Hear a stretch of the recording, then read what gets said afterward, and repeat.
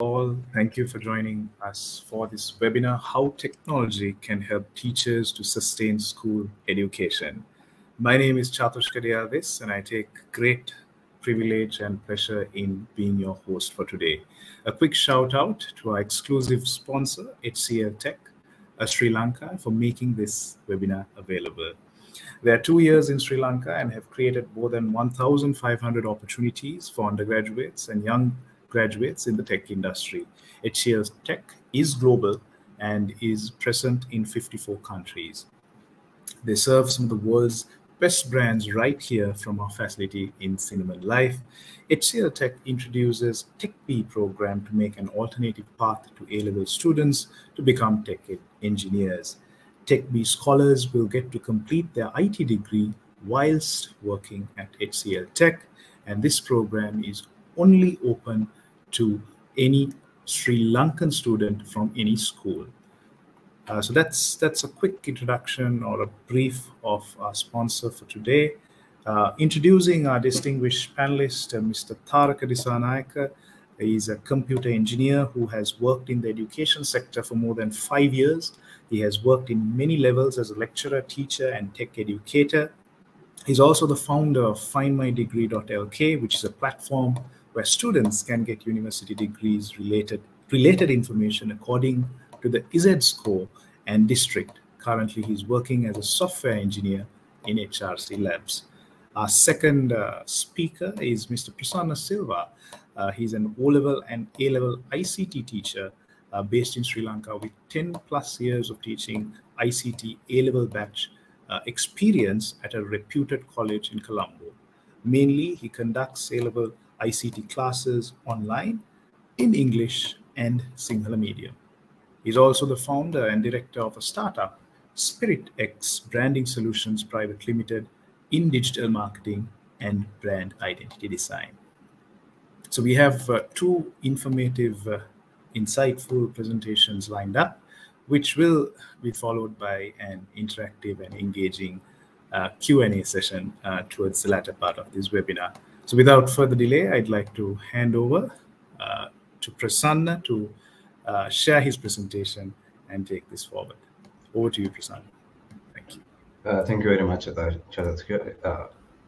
Hi, everyone. Good evening to all of you. So, thank you very much for this opportunity to be able to kind of present my insights. So 12 plus years of teaching at a high school level, advanced level, and all levels. And how technology kind of can be used in the sustaining of teaching and maintaining the school education in our country. So we can run the slides, I believe. Okay, so we can move on to the first one. Right, so when it comes to a school, let us start off with a little bit of a exercise or an activity per se.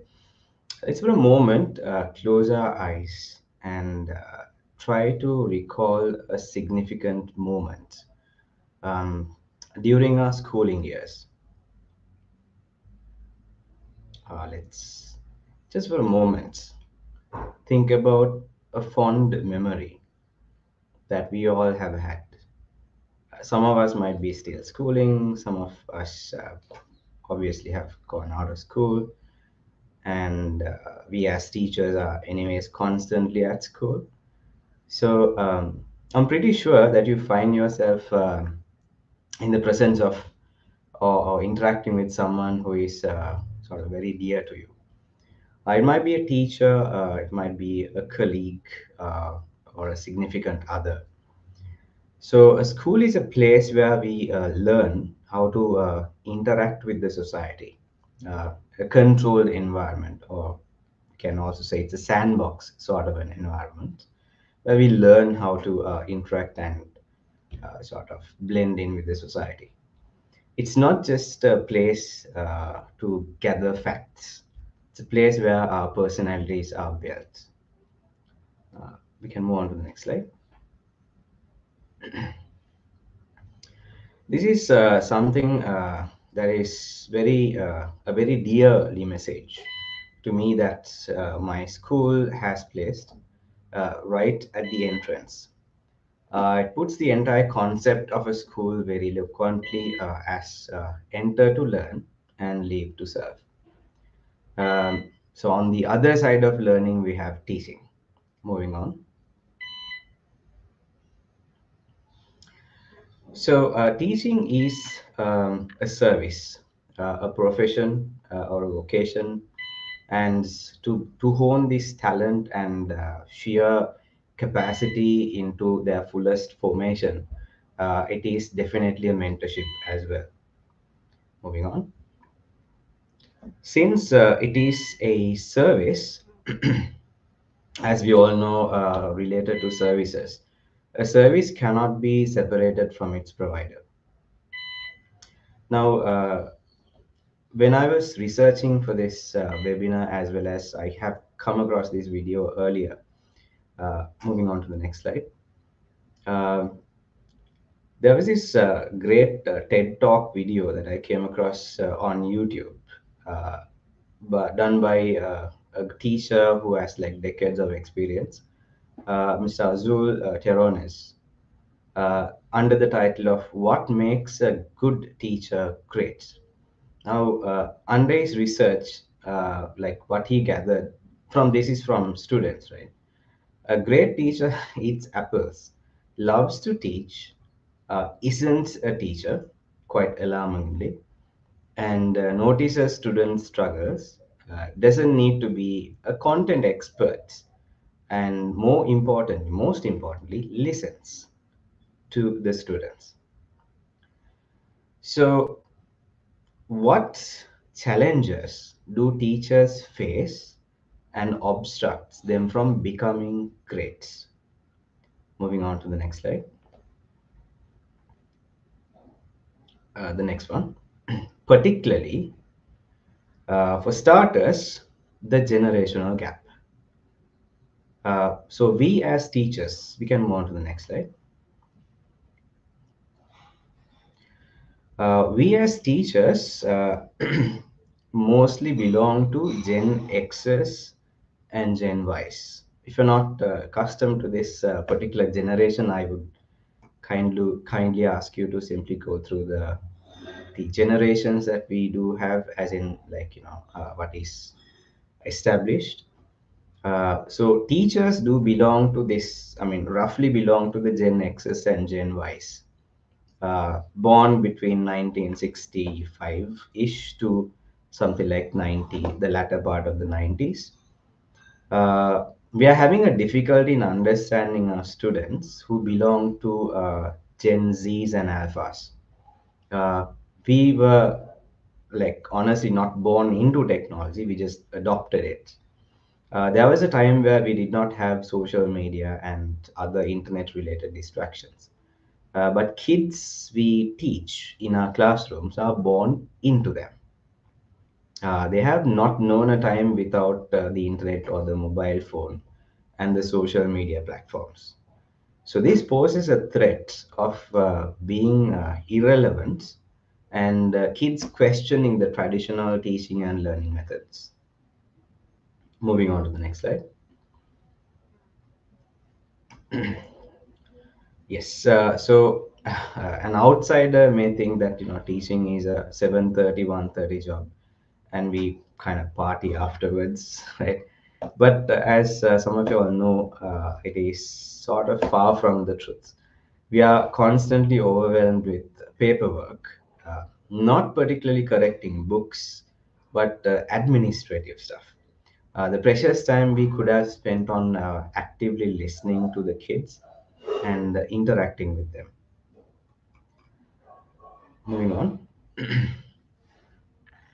And also the students and partly ourselves as well are quite easily distracted, and social media and other attention stealing ventures are constantly distracting them from being able to pay attention, the due amount of attention towards their studies and other professional building activities. So, moving on, research has found out that the amount of attention, like the average, the entire humanity, if you consider, has gone down drastically, significantly over a span of 15 years. Now, this is under 2015, even the 22 version is also somewhat very close to this. So, the attention, like what you can have paid onto a particular post or a text or something, has, in average, has gone down to less than 9 seconds. Moving on to the next slide. This is basically less than what a goldfish can actually, keep attention on, right? So that's less than the average attention of a goldfish, which is kind of alarming. So, next slide. So, when it comes to accessing the internet, all these devices that we have within the handheld devices and the devices that are in front of us, they all pose a really, convenient way of getting connected to the internet, and it's always with us, which is super convenient. But sometimes, like, it can sort of, backfire and get ourselves distracted as well. So, with all these issues, problems of how teachers can sort of, like, challenges where teachers that are imposed from teachers from getting towards, greatness or achieving greatness as like teachers and being able to help their students. What sort of solutions do we have? Moving on to the next slide. Now, the first thing is this gap that I was talking about, the generational gap can be somewhat bridged if you can empower teachers with the necessary skills, the training that allows them to use the concepts which are called smart classrooms and multimedia devices, where like the younger generation of teachers do use if the tools and the necessary facilities are being provided. But there is a lack of like motivation, and also like there is a inherent quality where, like, people like at some once you cross a certain age, you don't necessarily like to learn new stuff, right? So if we can empower teachers in terms of how to use these devices and be able to utilize them in providing a better service, or else a more related, a more relevant kind of a service to the students, that I believe would be better. I am pretty sure Mr. Tharaka will simply emphasize on that. And so we kind of have to go for a hybrid level of teaching, not just the traditional chalk and talk and also in class education, but we need to go for something like LMSs, learning management systems, e-learning platforms needs to be created so that students are engaged. They can access these through their mobile phones and other kinds of convenient devices, so that they go home and they creatively are engaged in the educational activities. Uh, Amongst teachers, we can make it a mandatory requirement to gain IT literacy. As I've told you, like younger generations are already there, but for people who are having like 20, 30 years of experience in teaching, like it's not just about the age, but it's about like the, the character in them. But we can sort of like give them the necessary training and the literacy skills in order to use these devices and technology to basically fulfill their requirements, and adopt nationwide school management systems, basically to do the paperwork, right? So that is um, now, as I've told you, like the time that we spend on this somewhat like very redundant documentation, if you can automate them and then have them like made available through like systems within the school and out of the school, this would make lives a lot easier, and teachers can actually pay attention on developing more IT related teaching materials, resources, as well as like sharing them amongst different teachers and all that can be done if a nationwide school management system has been adopted. And also now to basically increase the amount of attention span of students, one thing that we can do is like a very traditional way, but we can modernize it. That would be reading, right? So if we can inculcate the practice of reading through innovative applications, and also being able to listen actively and then be able to respond accordingly. So applications and other kinds of software solutions can be adopted into overcoming these challenges. So, like with that, I kind of conclude my introduction into what are the challenges and then how we can overcome in a very surface level solutions. We can uh, move on to Mr. Tharaka's insights into how technology, how tools and technological innovativeness can be utilized in uh, resolving this further down the line. Thank you very much.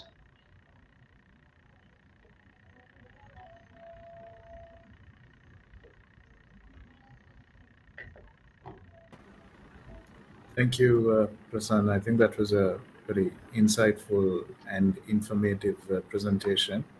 So we take the questions towards the latter part of the webinar. So I'd like to hand it over to Tharaka to share his presentation and take it forward. Thank you, Mr. Prasanna and Chadushka. So, Mr. Prasanna had quite good ideas about teaching, and he emphasizes the importance of the teacher, the character teacher, right? And today our topic is like how technology can help teachers to sustain school education. So, in my slides, I've put my importance on the technology side. Okay, so if you move on to the next slide, in here, like I talk about why we need technology in education. Okay, so the main reason why we need technology in education, the most important one, and the reason why distant education came into society is that distance, right? So, like if someone is in a rural area like Tanamalila or some area like that, and if the teacher or the educator is in Colombo, like there was no way to get knowledge from that person, right? So in order to reduce this, distance learning was introduced through LMSs and different kind of websites like even Open University has their distance learning platform where anyone can register for a degree and do it like. And also Columbia University has one platform where like any student can register for their bachelor's of IT degree and do it from their home, right? Kind of thing. So the distance was the main reason for technology to come into education. And then like the other one is to make education available to everyone. So previously, like only the privileged people would get uh, I mean like they would go into these schools and which had a price tag. But right now in Sri Lanka, we have free education. But when it comes to higher education, like there are limited number of seats, right? So not everyone get a chance to go into university and learn. So, but with the technology, now educational content is everywhere. Like even in YouTube, even in Facebook pages, you can find educational content so that you can get the required knowledge freely if you have an internet connection. Okay, and the next issue that why we need education is that social and economic issues, right? Like in Sri Lanka currently we have economic issue, and due to this we like we couldn't have schools properly, and prior to that we had COVID, right? And now we have air pollution issue uh, with us. So because of these reasons, like we are missing education, like students can't go out. And in order to sustain education, school education through these hard times, also we need technology in education for this, and to deliver content in an interesting way. So as teachers, like I used to be a teacher. Like I taught in a government school for like 5 years, and the most I would say like most hardest part is to keep students' attention, right? Because they have short attention spans. Like we need to keep them in attention. We need to get their attention in order to deliver the content that we want to deliver properly. So by using technology for this, we can deliver interesting content to them. And as Mr. Prasanna said in his speech, like now students are in Gen Z, right? Like they are born, mostly they are born after 2000, right? So they are more into technology because they were born into technology, not like us. Like we had to adapt into technology in our during our A-level times. But the current students in schools, like they are born into technology and they have technology in their mind always, right? They use technology for everything. So if we can integrate technology and education together, like they would have much more interest in learning the stuff that we want to deliver to them. Okay, like if we can move on to the uh, next slide. All right, so evolution of education with technology, right? So the first three websites that I mentioned there, edX, Coursera, and Udemy, right? These websites, actually I've included few animations in these slides. I think the platform is not allowing it. So anyways, like I would just go through the content and explain it properly. So edX is a website where you can go, where anyone can go and do a degree from prestigious universities like Stanford University, MIT, Massachusetts Institute of Technology in America. Like from any university, any prestige foreign university, you can get a degree or a certificate course. Okay, so if imagine that you want to learn artificial intelligence, uh, so if you want to learn artificial intelligence, you can just go to Coursera and search artificial intelligence, and you can do a certificate course for free. And if you want to get the certificate delivered to your home, or if you want to get a digital certificate to attach it to into your LinkedIn or somewhere, then you can pay a small amount and then you can do the certificate course. So education is there for everyone, but it is possible with technology innovations, right? And in Sri Lanka nowadays, like Monotony University is doing a coding course. I mean, like Python programming and all that course in their distant learning platform with DP Education, and also Open University has three platforms that I mentioned earlier. So with this kind of platforms with technology, now it is easier for students in anywhere, anytime to learn any technology or any new courses that they want. And with tools like YouTube, Facebook, and even in TikTok, there are educational videos, right? So if you want to learn anything, you can just go to YouTube and type and search and learn, right? If anyone wants to do anything, that is how we do. Like even Gen Z is more into this. Like if they want to find anything, they would just go to YouTube and type it and search it. So that's how they do it in current generation. And the next two topics, educational games and VR education, like I would explain them in later slides. So currently we have few tools where education is gamified in the sense like all the content, like currently in most of schools, what they do is like they provide printed material, right? And they look dull and only texts are available in most scenarios. So rather than providing such dull text assignments, if teachers can provide like educational games and some kind of interactive assignments to students through technology, it will be beneficial, right? So, and the VR education, like I'll touch on it later. So we should use technology in education for these advantages, and these are few examples where we are using technology currently to deliver education. And if you go to the next slide,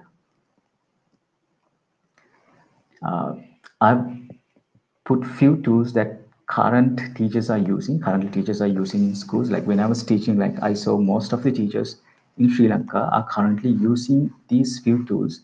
Like the first one is of course like for sending messages, notices, and assignments and tests. Most of the Sri Lankan teachers use WhatsApp and Telegram. Okay, so they just put content and then students would reply to teachers using WhatsApp. So this is what they use uh, in most of the cases in Sri Lanka. Even during the COVID time, WhatsApp was the first tool that they started using in Sri Lanka, and then they move on to Zoom, Teams, and Google Meet kind of stuff. Uh, all of you know what these apps are, right? You have used it for something, I believe. So Zoom, Teams, Meet, and all these softwares can be used to deliver content, even if you are not in the same classroom, right? So you can deliver content to anywhere in the world, whenever you want, right? And then LMS and Moodles.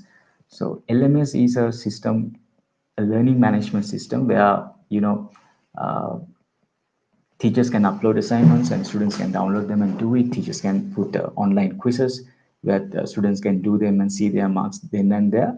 And also, like, we can create parent logins for LMSs so that parents can log in and see how their kids are doing. And Moodle is the like most used learning management system, which is implemented in most schools in Sri Lanka. But it's like not most schools, like only I believe like 50 schools out of like 10,000 schools in Sri Lanka have Moodles for them. And in Sri Lanka, the inside the school, most of the teachers are using projectors and smart boards, but because that is the technology that that they have been using for so long now, because projectors are available in schools, and few schools have smart classrooms with smart boards and interactive boards, but not all the schools, right? Few rural schools are there, like where they don't have even computers, and so I believe that by providing these infrastructure and the tools that they need, we can effectively deliver content to our students. And these are the technologies that current teachers are using uh, in the education in Sri Lanka. Okay, let's move on to the next slide.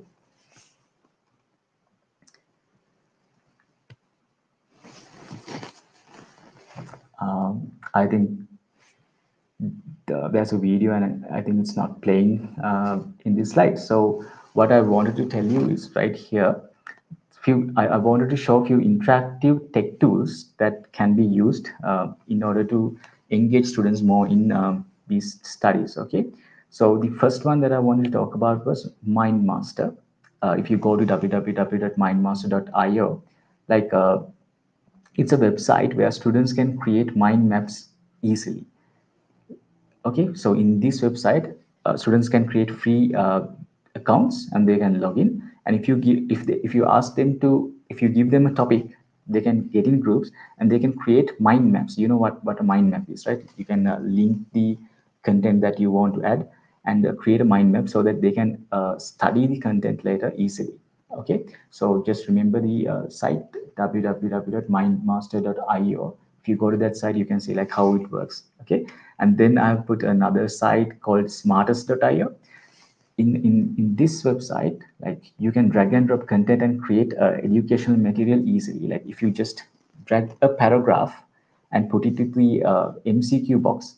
MCQ is multiple choice questions. Like if you just put a paragraph in that MCQ box, this website will automatically create MCQ questions out of that paragraph, and then teachers will be able to send those questions to students. Like I've never seen like teachers in Sri Lanka using this, but I have a few friends over in Sweden, and like they said they always use this. So if Sri Lankan teachers can use this kind of tools, and if our education ministries and officials can encourage these teachers to use these kind of tools, I think the engagement of students can be improved towards education. Okay, and the next one that I want to talk about is Kahoot.io. So Kahoot is another platform where teachers can create small educational games. Okay, so if they can create these games and then they can send these games to students. Students can see the leaderboards and how their friends have gotten marks. Teachers can send it anytime. Okay, so wherever the student is, they can just take out their phone and they just have to tap on the answers, and at the end they can see that who has scored the highest. So this creates a competition among students, and they will be learning by playing a simple game which they like to do. Okay, so these are few interactive tech tools which teachers can use in order to deliver content without, sending boring and dull documents. Okay, so if we move on to the next slide, again here I've added a video, but I don't think you can see it. Like if you go and see Microsoft HoloLens, it uses these technologies called virtual reality, augmented reality, and artificial intelligence. Okay, so by the word virtual reality, what we mean is like by wearing the HoloLens kind of technologies, people will be able to see content with the surrounding area. Like to this, we call it mixed reality. You can see the current environment as well as characters inside created by the uh, glass that you're wearing. Okay, Microsoft HoloLens is one such technology. There are many other technologies. So by wearing it, like if you have a group of students, you can get one object and you can show, turn it, you can let students to touch it, and you can zoom it, pinch zoom, and do all that stuff as a group. And everyone else would be able to see what the other person is doing, so that we can see what students are doing, where they are looking at, and what they're thinking, and we can engage in educational activities in an interesting way. So I encourage all of you to go and see like how we can use Microsoft HoloLens kind of technologies for education to increase the students' attention. And it's really interesting to see like how they use these technologies to show work complex theories, like how heart works or how engine in a car works. Like they can simply show the animation, the 3D model, and explain the content if students are wearing these kind of equipments with such technologies. Okay, let's move on to the next slide.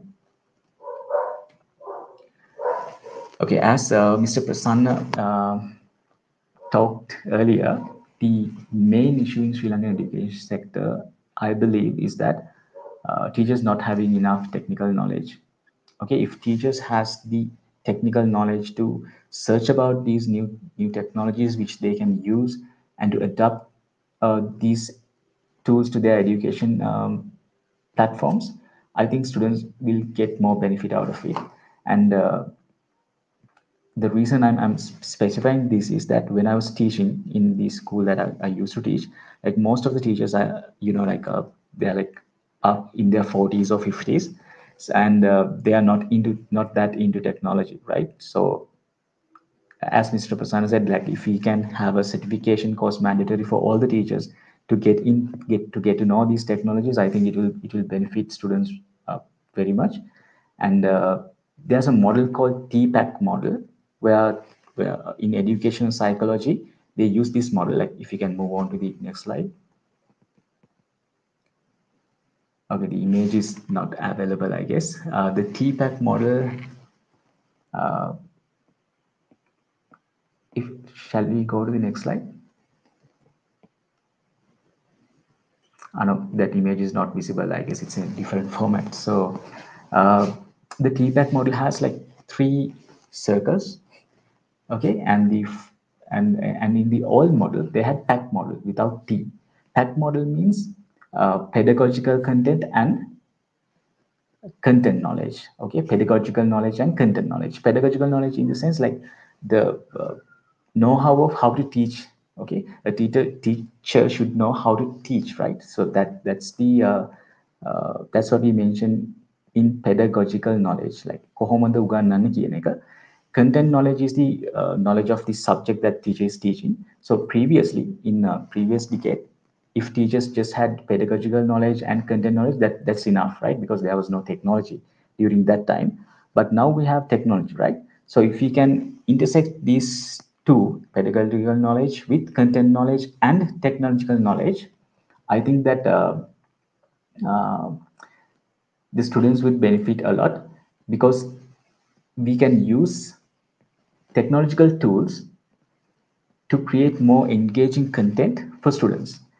Let it be a presentation, or let it be a video, or let it be some kind of animation. So you can create these engaging content with technology to deliver content. Like it's good that you know like how to teach with pedagogical knowledge, but if you know technology and if you can adapt technology into your teaching, you can deliver the content, you can deliver your content knowledge in a really interesting way to students.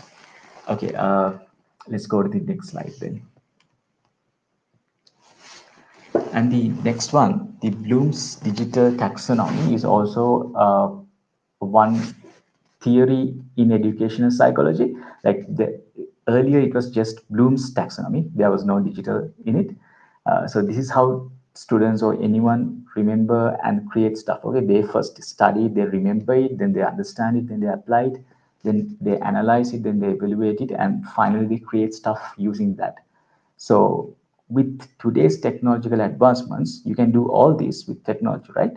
For for example, in remembering, like you can bookmark the content, you can add notes, uh, okay, and you can highlight in PDFs, okay. So you can easily mark stuff on technological content like documents.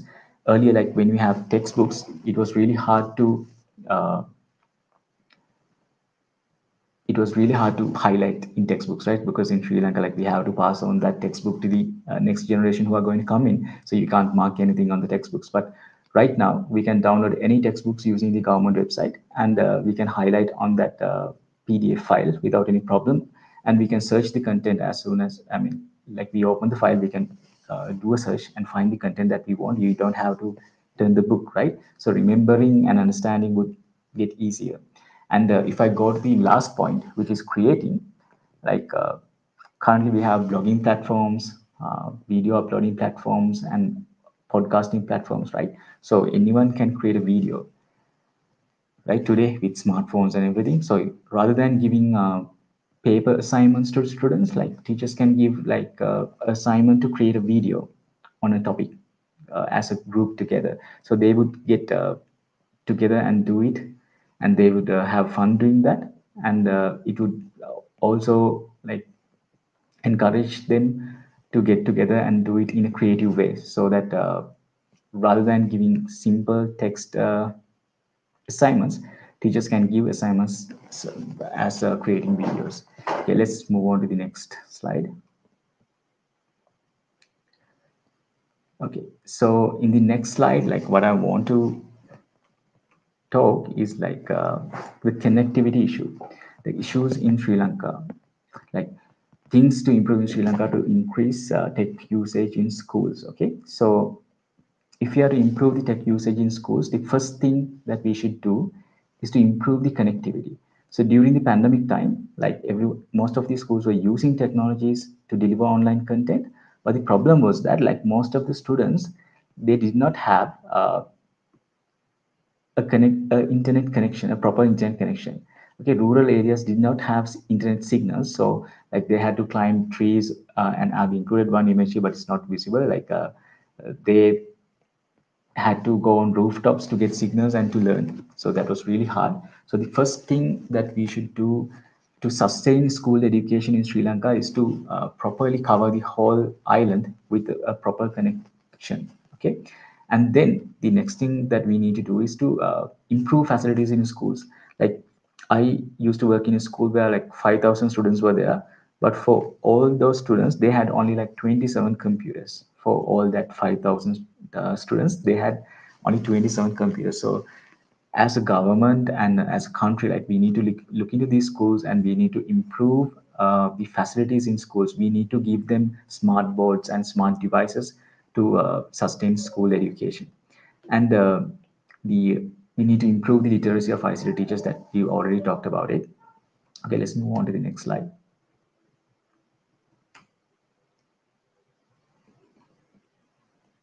So if we provide all these connectivity facilities and all the other stuff, I think teachers would be in a place where they can conduct STEM classrooms. STEM in the sense like science, technology, engineering, and mathematics. Now you know the highest demand is for these technologies, right? Even in Sri Lanka, the highest demand is in the tech field or the science or engineering field. But in the other fields, there's no such demand for education. I mean, like for such demand for education, or in jobs, there's no such demand in other subjects. I'm not saying that they don't have any demand. Like I'm saying there's a higher demand for technological subjects, right? So if teachers have like all the facilities that they need, and if they have proper technological knowledge, like we can conduct STEM classrooms like in Europe. Like what they do in such classrooms is that they create stuff with students, and they teach using incidents. Okay, so this is one area where I can use technology. We can use videos online to teach students how to make robots, how to do engineering stuff, how to do maths properly. So I think if the government and this and the management of schools can provide teachers with all the facilities properly, then teachers can conduct such lessons, and then the engagement of students will improve. Like one problem in Sri Lankan schools right now is like less attendance. Like people tend to go to private tuition, or like to learn from somewhere else rather than going to school, like because like they feel that it is kind of boring to go to school to learn only from textbooks. Like if we can integrate such content into our syllabuses, and if we can have such activities for students, I think the student engagement and the students presence in the school will be improved. All right, let's go to the next slide. So as we use technology for teaching, teachers get another responsibility. Like they need to make sure that if we are teaching using technology, we need to make sure that the students are not getting cyberbullied. Cyberbullying in the sense like pinpointing to someone, or dishonesting someone online, or bullying someone online. Like one can get really hurt using through that. Um, it happens, and there are incidents that are reported. So as a teacher, like you should have a good technological knowledge in order to overcome these challenges. Okay, and the next one is privacy. Now, I told you that as soon as Sri Lanka went on to online education during this COVID time, that most of the teachers, what they used was WhatsApp, right? So in WhatsApp, like anyone can see anyone's number in a group. In Telegram, it's different, but in WhatsApp, like anyone can see anyone's number. So anyone can text with anyone. It's good in a school environment because like most of them are friends.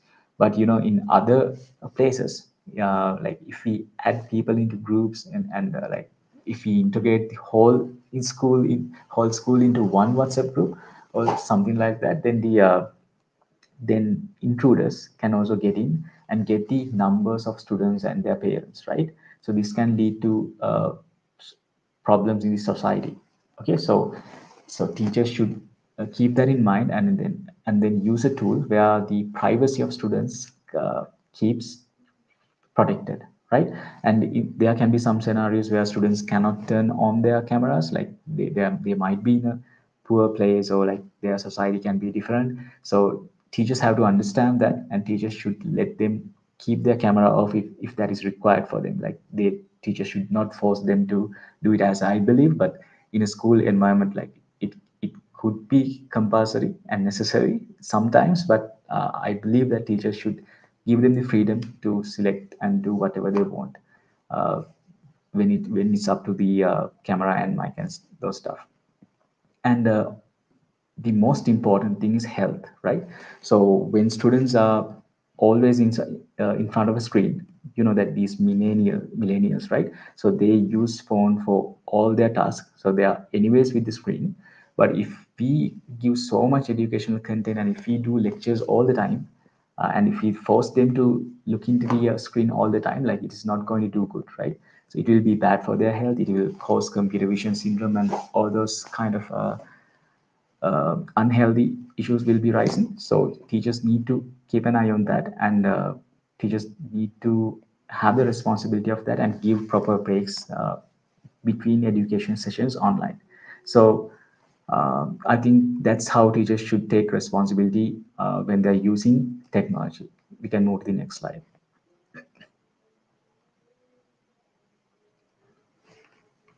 Okay, so other than using technology for teaching, as Mr. Prasanna mentioned, like the management of schools also need to use technology. Like they can have things like automatic attendance logging, student databases, HR systems for teachers, and online grading systems, right? These tasks take so much of teachers' time and students' time. So in order to deliver better educational content and for teachers to focus more on teaching, I think if the schools can automate these stuff, it would be really beneficial. Like that teachers has to, like, if they want to take a leave, like they have to go like to 2-3 places to get a sign from the sectional head and then the principal and then to submit it to some other place. Like it takes time, right? So we can automate this stuff. And if our education ministry as a responsible entity, like if they can start an initiative to give a proper HR system to schools so that they can track the leaves and all that really easily, rather than doing everything on the paper, right? So from the management side, to sustain schools with technology, I think these kind of steps should be taken in order to protect school education. I'm not going to explain all these in stuff. So I think today's topic, like how technology can help teachers to sustain school education. Uh, I've discussed all the things that I wanted to discuss, like having interactive tools and all that. So I think like you look into them and add them to your teaching methods. Okay, thank you very much. Chatishka, over to you.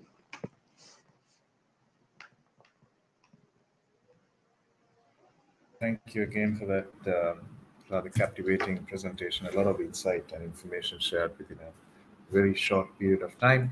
So, to the audience, we will go for a quick break. We will take a very quick stretch break. There is a commercial, and we'll come back and we'll have a few questions and answers from the panel. Thank you. Progress. It comes from having a clear objective, a goal, moving forward unwaveringly towards success. It can be fast, it can be slow, it can be disruptive, but one thing it can't be is stopped. While progress might seem inevitable, breakthroughs come from supercharging it, delivering business outcomes at scale, fulfilling aspirations with compassion, innovating responsibly, finding new levels of efficiency, removing barriers, unlocking potential. Business is always moving, so it's easy to confuse motion with real progress. Whether it's day-to-day success or transformational gains, we supercharge progress to change the game. HCL Tech, supercharging progress.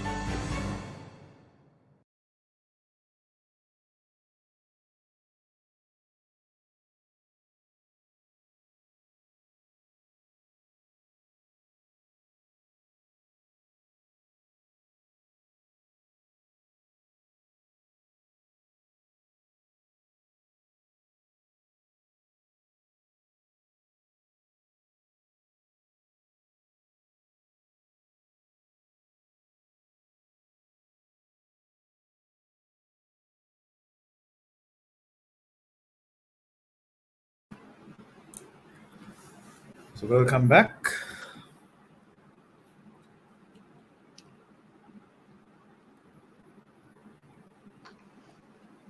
Right.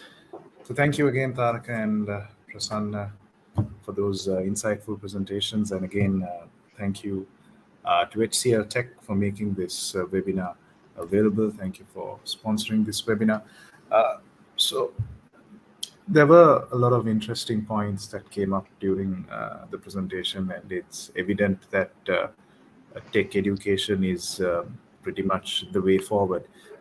My first question, I'd like to raise it to Prasanna. I think very rightly, he pointed out the generational gap, and look at Generation X or even millennials. We might have not been born into technology. In terms of upskilling and reskilling, taking into consideration that digital literacy is a mandate for educators, how do we? What is the way forward? Do you? I understand you touched on smart classrooms and also multimedia related trainings, but given the circumstances, now we are speaking about this air quality issue. Let's say students are not able to come to school physically. Should schools also look at digital trainings on platforms such as Zoom and Microsoft Teams, where teachers, educators know the fundamentals of and digital etiquettes on how they can navigate a classroom session? Or is it something which is quite standard? Can someone be acquainted with platforms such as Zoom and Microsoft Teams relatively easier? I just wanted to get your experience on that, Prasanna. Yes, Chatushka, thank you for that question. So like this, particularly the current situation that we're going through is, I hope that is very temporary. And like what we used to have, I mean, at the beginning of the pandemic and after the Easter attack, where when the schools were closed down, and like the experience that I've had along with the teachers, I mean, myself and a couple of teachers were asked to basically give or create a platform or an environment where the teaching and learning could continue, like in the absence of like in-person classrooms. So I mean, the obvious solution up at that point was like basically to, as Mr. Tharaka also elaborated, was to simply create study packs and send them through WhatsApp groups and all those sort of things. But thereafter, like we stepped up a little bit and then moved into Zoom. And then I was like constantly on my phone, like answering questions and giving them. I mean, the enthusiasm was there. Not to say like they're kind of like dodging the training and all that, because they were kind of understanding the necessity, and they were trying to I mean, I'm talking about the teachers who are not particularly IT literate, so those who were actually not using a smartphone for that matter. So training them and then taking them through like a step-by-step process. And mind you, like this once they have gotten their basics right, they were like really engaging with their students and creating. They were very enthusiastic. For some reason, they had not the privilege of like getting themselves introduced into this technology. But once they had the basics right, I mean, they were like really off the charts. We were kind of amazed. We basically, as ICT teachers, like we are anyways into technology. But people who are like dancing teachers, people like Sinhala teachers who have been there for 20, 30 years, they were really interested in this technology. And then of course there were certain incidents where like the students were kind of taking, I mean, sort of exploiting the tools and all that, like trying to sort of mute the teacher for example. So like those with a little bit of a help and all that, like they were sorted out.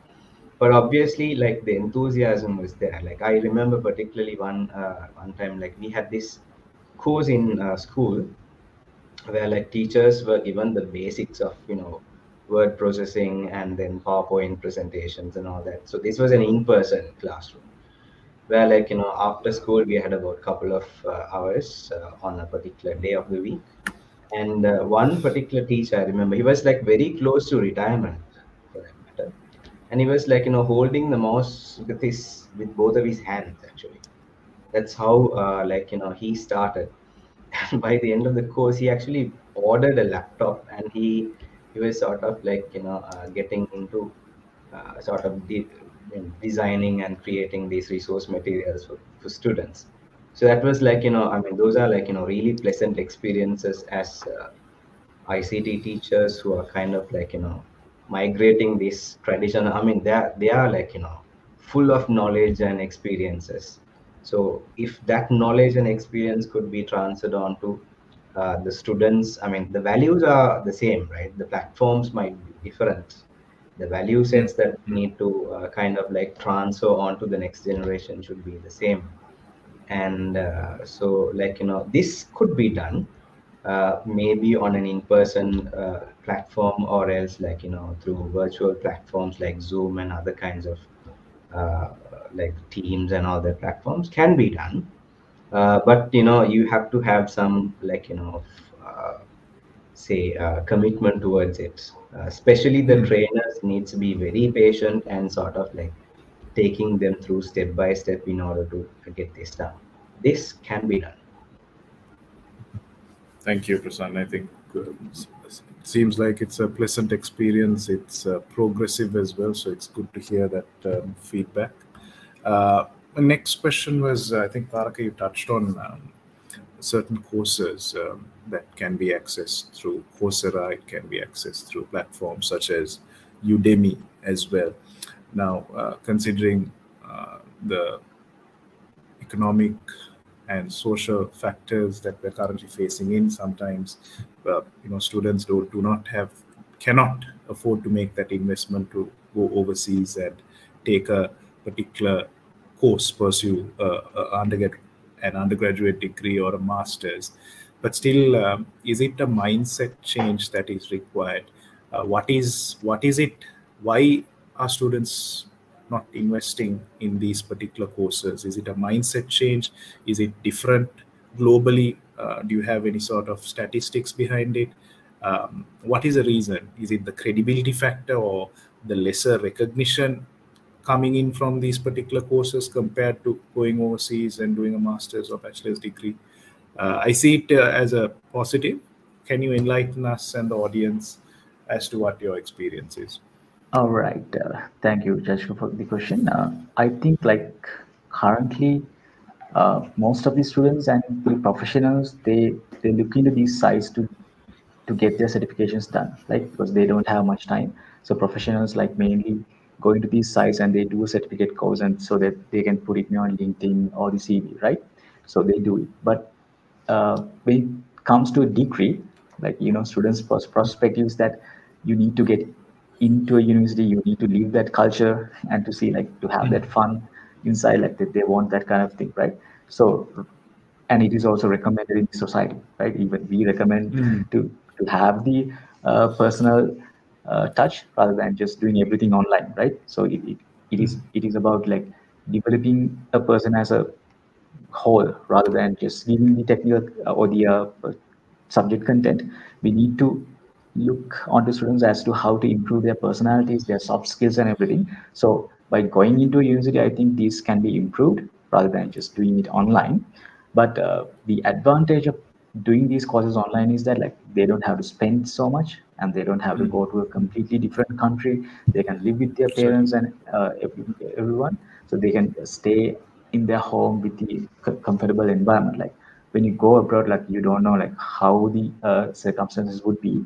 But with the current situation in the country, like with the economic crisis and everything, like everyone is trying to go abroad these days. Like mostly most of our colleagues in our offices, like they are migrating to different countries. So Sri Lankans see education is also as a way to migrate. Like they go to a foreign degree and then they find a job there and then they stay there. Like, that's why they prefer like physically going to universities. But like if we just think about the knowledge, I believe that from within a house in Sri Lanka, we can access the engineering knowledge from the best engineering university in America, like Massachusetts Institute of Technology, right? So we can get that and we can do that.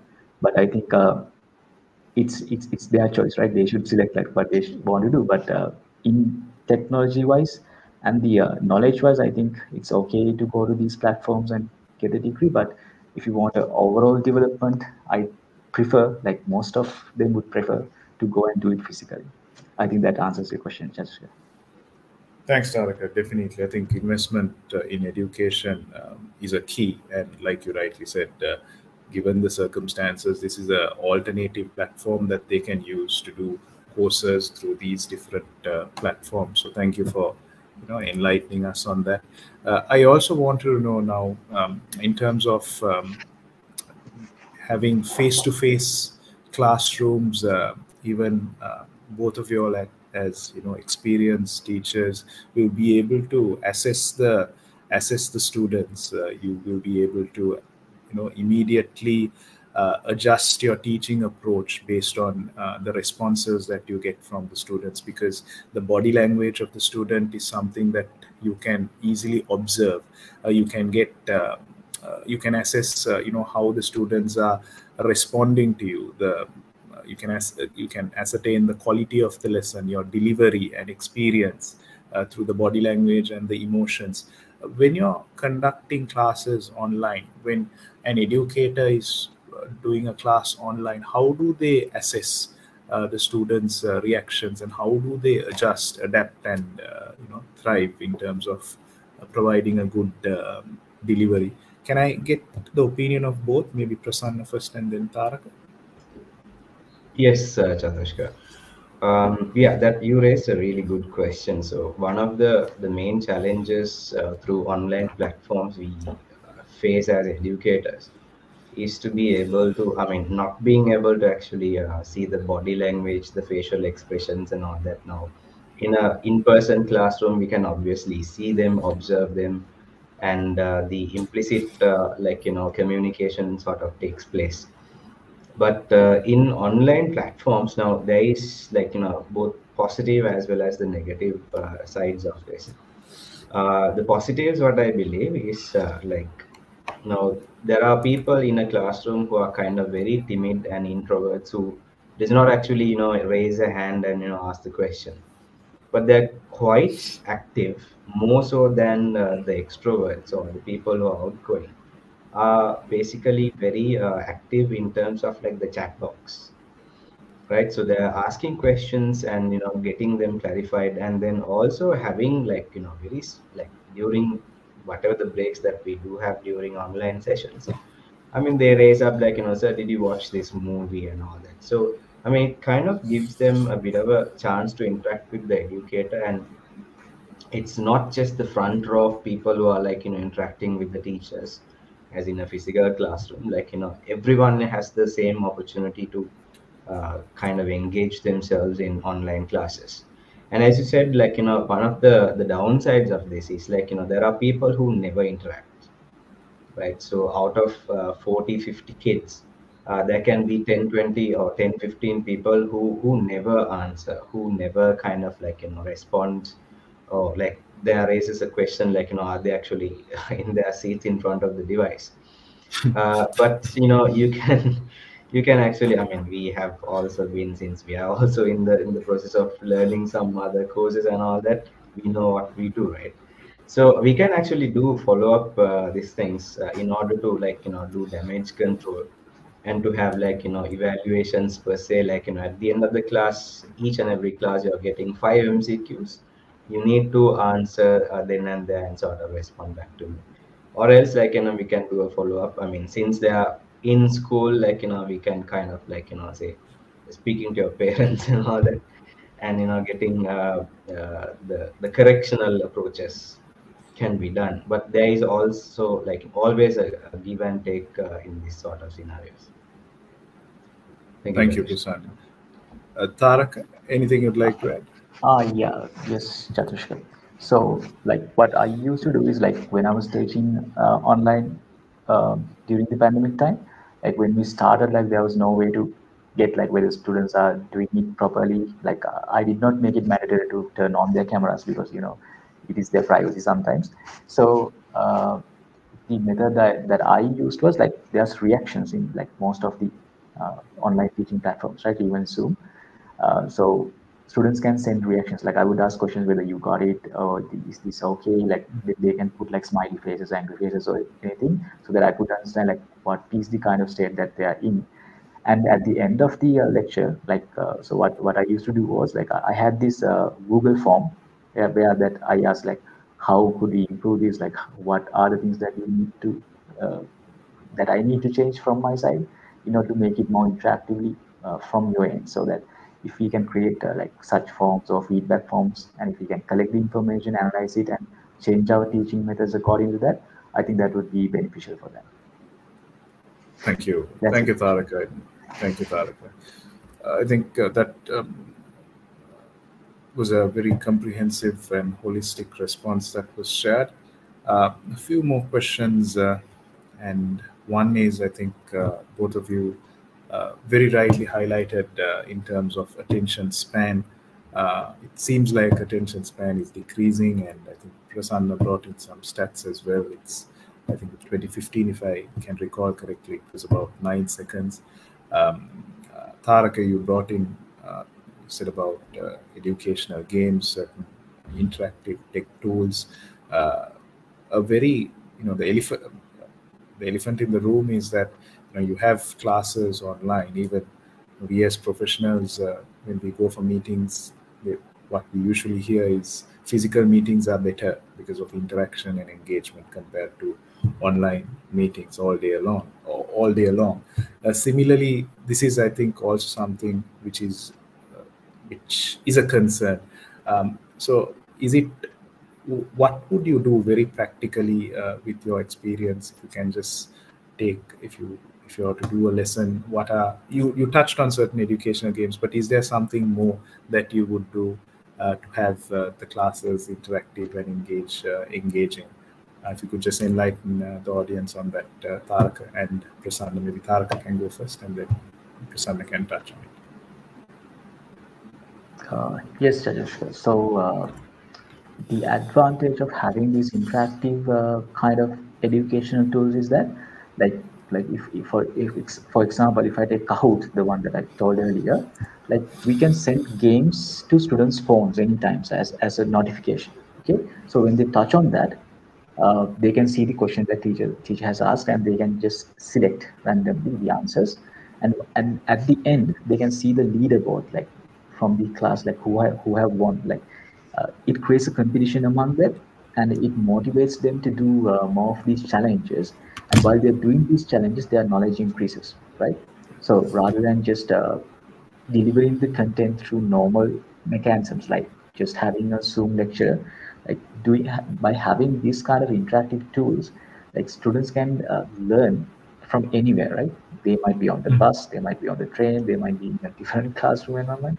Like they can just get their phone and answer the content and see the content that teacher is sharing, and while having a competition among friends, like in the school education system, like we have these ranks and all that, like just to create a competition among the students, so that like we can understand the better students, as well as like to create a competition among them, right? So having that kind of environment using the technological devices that they use all the time, I think that would benefit, and they would get the knowledge without knowing that they're learning, right? So that's the advantage of using such kind of technological tools. Thanks, Tharaka. Thank you. Prasanna, would you like to add as well? Yes, Chadushka. Now, in addition to like gamifying the subject knowledge, what I believe is like one of the core competencies of students once they sort of get out of school and sort of get into the industry, they kind of it's kind of a requirement to go through maybe reports or stats or something to simply go through the notes and be able to comprehend it and be able to keep their attention on one thing, sort of like a skill.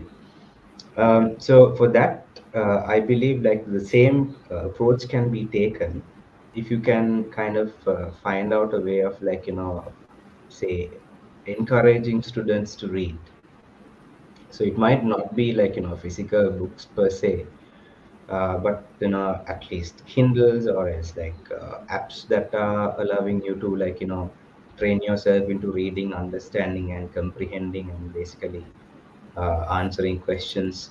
So reading is, and also being able to listen to others as well, because this is something that that the younger generation is lacking a lot. Not being able to keep the attention on one thing and not being able to pay attention to someone else talking, because it's not just the content knowledge. It's about like having like a healthy relationship with the significant other also. So like listening skills and reading, I believe, is like two of the most important skills that they would have to kind of developed. Maybe like we can use technology in order to do that, but those are like core skills that we do need to develop amongst the kids. Thank you, Prasanna. I think that was a Again, a very comprehensive response that you shared. So in the interest of time, maybe one last question before we wrap up, especially considering students, let's say prior to the ordinary level examinations, they depend a lot on parents. So parents also need to be empowered. They have to trust in online education, especially students who are below the age of 16 might not have a particular device to be connected to an online class. They might not have data to pay for. Where do you reckon, with your experience, do parents play a particular role? I think the obvious answer is yes, but how should parents be empowered, and how should parents respond to this is my question. I'd like to ask from the both of you, maybe Prasanna first and then Tharaka. Yes, Chaturshka, it's again a very good question. So like in education and sort of like upbringing of the kids, not only the teachers but the parents are playing a major role. It's like, it's like we both the entities have to sort of play a key role there in order to bring up the kids to their fullest potential. In terms of devices, now, as you said, obviously, kids who are under 16, in those ages, they don't own a device. Like the majority do not own a device, so they rely on their parents' devices to access homework, or else like get online on classes and all that. So, and the parents have a concern, and we're again sort of bouncing between the generational gap, right? So the parents are always like on the defensive side, as to oh Ati, oh Kathy, then okay, then the sort of a approach, and then also the kids trying to exploit right, the access to the devices in order to interact with their friends through social media and all the other stuff. So that this has to be communicated to the parents, and they need to be see, in terms of class schedules and all that, they need to be attentive to when the children would require it, and also basically be informed about how and what, up to what extent, or else what sort of application should they be using. And in some way, the internet service providers have also kind of controlled it by only allowing Zoom, Teams and other platforms through their packages systems what they have introduced. So they are only allowed to access Zoom and Google Classroom through those packages, and they don't have access to any other kind of internet accesses or services. And so the students, rather parents, needs to be informed and educated about how their devices should be used by the children. And the children also needs to be, I mean, this is this awareness that we need to raise amongst the children needs to have happened from a younger age, as what are the problems and issues that you may come across. As school teachers, we often maybe one or two incidents per month where social media usage being not done right, and then students are very depressed about there maybe a photograph or else a visual or a video, something that has gotten out, and they're kind of they don't know what to do and how to react to it. So they can be given instructions as to and they can be taught as to how to use social media and other internet related services responsibly. That is one of our responsibilities as teachers, and educate the parents at the same time as to how to balance this between education, and the fun stuff could be done in a very healthy way, but how to limit the content to education. Thank you, Satish. Thank you, Prasanna. Yeah. Tharaka, any Yes, comments? Jessica. So I think parents' role is really important. because as Mr. Prasanna said, like there have been many incidents where unfortunate incidents has happened because of this. Mostly the students who are doing online learning, I mean, like the younger generation, like teens, like, and they are in their youth, right? So they may go into like the uncomfortable territories, like if they are not controlled properly, and this may lead to uh, problems in their lives, right? So it's really important for parents to have computer literacy.